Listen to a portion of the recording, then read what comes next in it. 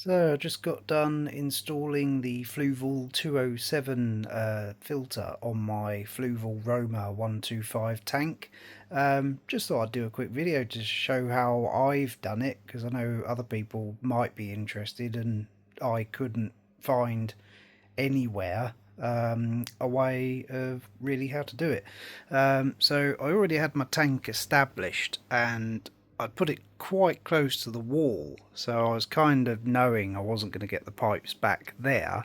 And also the cutouts in the back, well, they're not really big enough for the hoses anyway, and I wanted a circular flow of water rather than it rushing to the full, so yeah, that's what I wanted to achieve.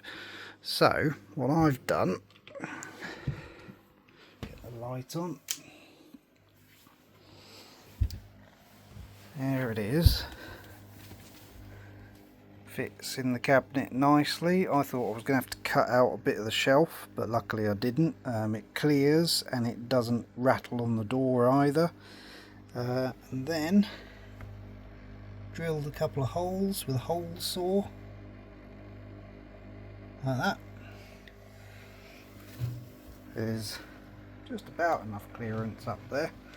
I did consider the 307, but I'm glad I didn't now, because I think it would have been quite a tight fit. So yeah, those hoses then come out of the side, run up, and a super clean hole. There, I'm really quite happy with that.